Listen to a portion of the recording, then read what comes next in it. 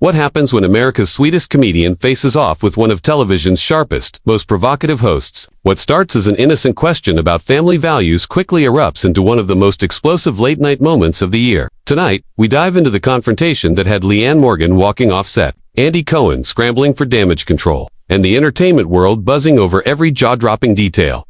The stage seems set for a routine promotional interview. Leanne Morgan, the Tennessee-born comedian celebrated for her relatable tales of motherhood and small-town life, was there to discuss her latest comedy special. Andy Cohen, ever the consummate host, had lined up his usual blend of charm, lighthearted banter, and a hint of edge, the kind that often sparks viral moments. The interview began smoothly. Andy greeted Leanne with warmth, complimenting her rise from small-town mom to comedy sensation. Leanne responded in kind, recounting amusing stories from local gigs and the juggling act of family life and touring. The audience chuckled along, soaking in her humor and affable energy. Then, as he leaned back with that familiar glint in his eye, Andy asked, "Your comedy often celebrates traditional family values and small-town life. Do you ever worry it might feel outdated to younger audiences navigating very different realities?" Leanne's smile wavered, but her composure stayed intact. "Love, family, and community never go out of style," she said. "The emotions behind my stories are universal. Whether raising kids in Tennessee or New York City, people face the same challenges of keeping their families together and finding joy in everyday life."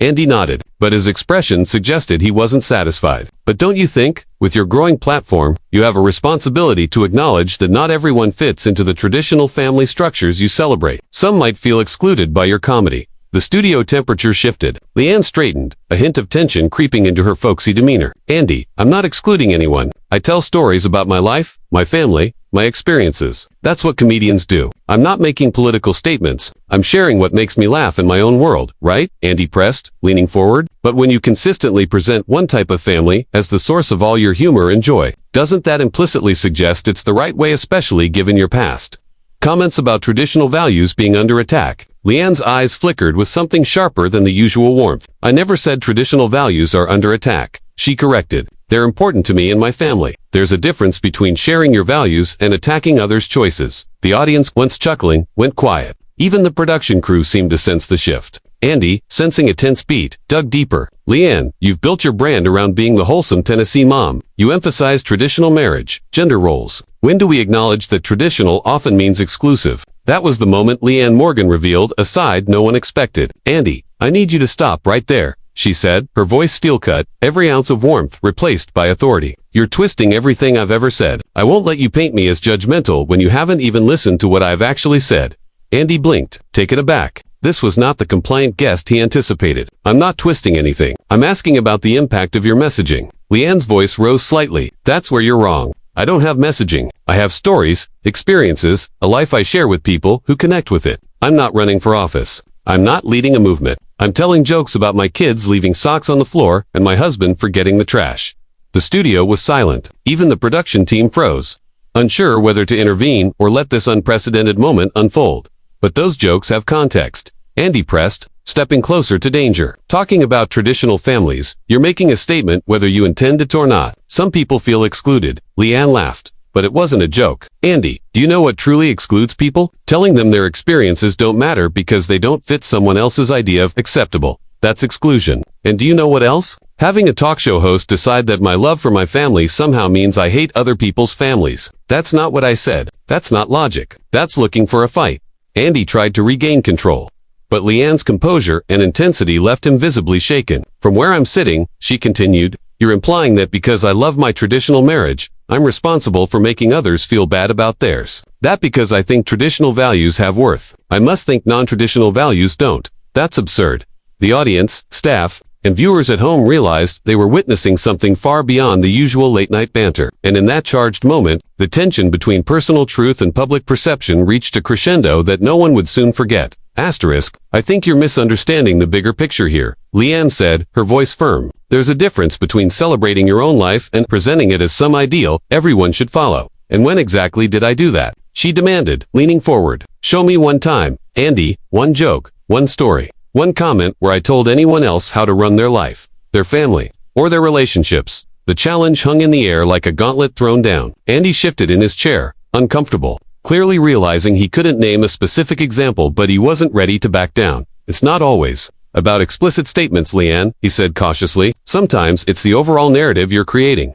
The overall narrative I'm creating, she repeated slowly, incredulous. Andy, let me tell you about narratives. For years, I performed in tiny venues where nobody knew my name. I shared stories about feeling inadequate as a mother, about struggling to keep my marriage together, about failing at everything life expected me to do. I made people laugh by showing my insecurities, my mistakes, my very obvious imperfections. Her voice strengthened with each word. I never claimed to be perfect. I never said I had all the answers. I didn't present an ideal life that everyone should copy. I shared real experiences, real struggles, real joys with people who saw themselves in those stories. And now, you're sitting here telling me that's somehow harmful, that being vulnerable about my life is creating a toxic narrative. Andy, sensing he was losing ground, tried a different tack. But surely you understand that when someone with your platform celebrates certain lifestyle choices, it can feel like an endorsement of those choices over others. Leanne's expression shifted from anger to something closer to pity. Andy, do you hear yourself? You're saying I'm not allowed to love my own life out loud because it might make other people feel bad about theirs. Do you realize how backwards that is? I'm not saying you can't love your life, Andy replied, his usual confidence faltering. I'm saying there's a way to do it that doesn't marginalize other people's experiences.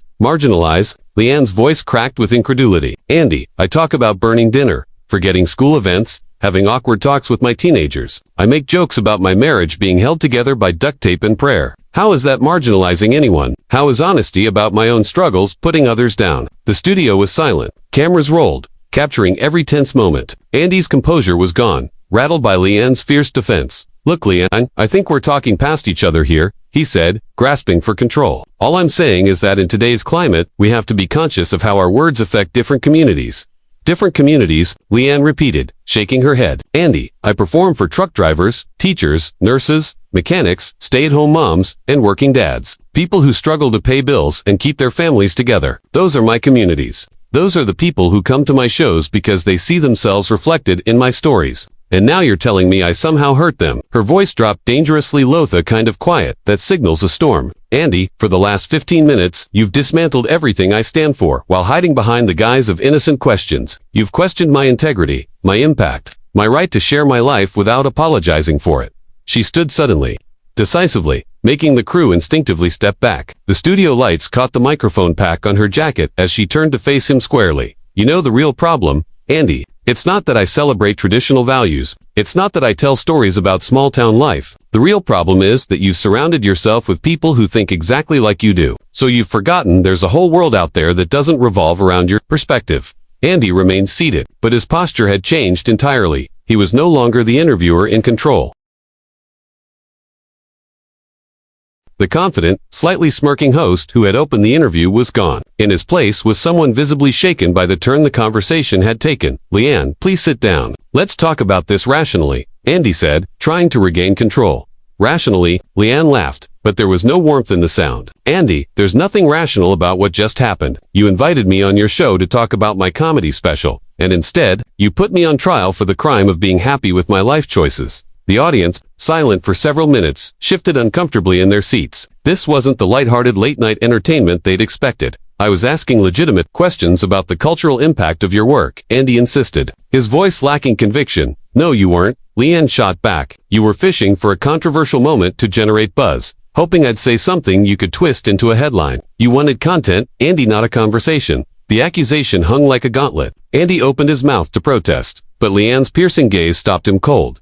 Do you want to know what's really sad about this? She continued, her voice gaining strength with every word. I came here excited to share my work, to talk about comedy, family, and finding joy in everyday life. Instead, you turned it into an interrogation about whether my happiness is somehow problematic. Deliberately, she unhooked her microphone from her jacket. Every movement was precise, final. You know, Andy, I've spent my career making people laugh about real-life challenges. I've shared my failures, my insecurities, my struggles and, yes, my successes too. I've been honest about what works for me and my family, without claiming it has to work for anyone else. The microphone pack clicked in her hand like a prop in the most important performance of her life. But apparently, in your world, honesty is dangerous. Being genuinely happy with traditional choices is threatening. Celebrating your own life is only acceptable if you apologize for it first. Andy finally stood, a flicker of panic in his posture. Leanne, I think you're overreacting. These are important conversations our society needs to have.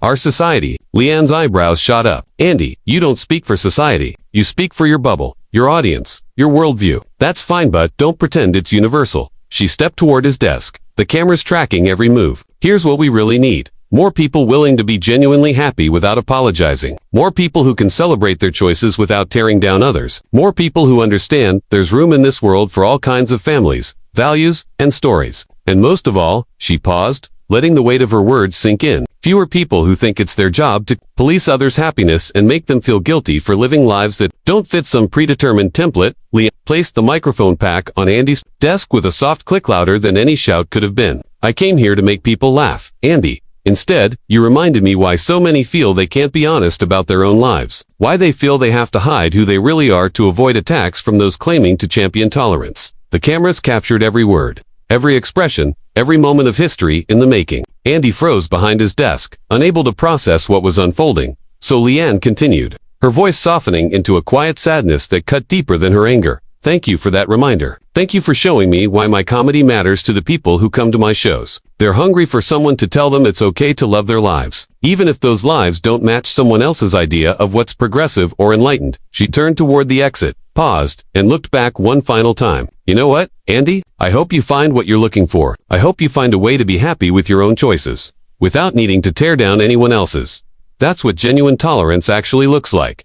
With that, she walked out, leaving the studio in stunned silence. Leanne, Morgan strode toward the studio exit, leaving behind what was already shaping up to be one of the most explosive late-night television moments in recent memory. Andy's voice pierced the stunned silence, a desperate attempt to regain control. Leanne, wait, you're walking away from an important conversation here. She paused, hand on the door handle, and slowly turned. Her expression, one the cameras hadn't captured until now, was a mix of resolve and something close to disappointment. An important conversation, she repeated, stepping deliberately back toward the center of the studio. Andy, you don't want a conversation. You want a confession? You want me to admit that my happiness somehow makes other people unhappy. You want me to apologize for loving my life. The audience watched, captivated, as she positioned herself in front of Andy's desk. No longer just a guest, Leanne had become the one commanding the room. Let me tell you what an important conversation actually sounds like, she said, her voice cutting through the studio with clarity. It would be about why we've reached a point where sharing joy invites accusations of causing pain. It would be about why authenticity has become so threatening that people feel compelled to lie about their own experiences, rather than risk offending someone. Andy tried to interject, but Leanne's momentum was unstoppable. An important conversation, she continued, would acknowledge that millions of people feel they can't talk about their faith, their families, or their values without being labeled bigots, or dinosaurs, or threats to progress. People who have to apologize for finding fulfillment in ways that don't match the cultural narrative. She gestured toward the audience, many of whom nodded in agreement. These are people who work hard, love their families, contribute to their communities, and try to live good lives. And instead of celebrating that, our culture pressures them to hide who they are just to avoid attacks. Andy's face had gone pale. Leanne, that's not what I was trying to do. Then what were you trying to do, Andy? She demanded, her voice steady and unflinching. Because from where I stand, it looks like you were trying to shame me for being proud of my choices. To make me feel guilty for telling stories that resonate with people living lives similar to mine. The tension in the studio was palpable. No one moved. No one spoke. Every eye was on Leanne. You talk about inclusion and tolerance, but your version doesn't include people like me. Your version of tolerance doesn't tolerate people who find meaning in traditional ways of living. Her voice cracked slightly, raw with emotion. Do you know how many women have come up to me after my shows to say it's okay to be proud of being a mother? How many couples told me my jokes about marriage reminded them why they fell in love? She wiped at her eyes, unconcerned with the cameras capturing her vulnerability. These are people who started to feel like their lives didn't matter, like their happiness was shameful. And my comedy reminded them that there's nothing wrong with loving the life you've built, even if it's not the life celebrated in magazines or on social media. Andy stood there, speechless, unprepared for this level of unfiltered honesty. So when you question the impact of my work, she said, her voice cutting through the studio. When you suggest my celebration of traditional values is harmful, you're not attacking me, Andy. You're attacking everyone who's ever found comfort or joy or validation in my stories. You're telling them their experiences matter less than someone else's. Leanne drew a deep breath, looking directly into the camera. I refuse to apologize for that. I refuse to apologize for making people laugh about the messy, beautiful reality of family life. I refuse to apologize for celebrating love, commitment, and putting your family first. And I absolutely refuse to apologize for being happy. She turned back to Andy, her voice calm but cutting. You want to have important conversations? Andy, start by having an honest conversation with yourself about why someone else's happiness threatens you. That says far more about you than it does about me. And with that, Leanne Morgan walked out of the studio, leaving Andy Cohen frozen behind his desk, the audience in stunned silence, and the production team scrambling to process the chaos. The cameras rolled for several more seconds, capturing Andy's shock as he searched for words that never came. When the show cut to commercial, everyone in that studio knew they had witnessed something unprecedented, a moment that would be replayed, dissected, and debated for months. What was meant to be a simple promotional interview had become a cultural lightning rod, exposing deep divisions in how Americans view family, values, and the right to celebrate your life without apology. So, what do you think about Leanne Morgan's confrontation with Andy Cohen? Did she defend her values passionately, or did she overreact to questions about her platform? Drop your thoughts in the comments, and make sure to subscribe for more shocking celebrity moments you won't see anywhere else.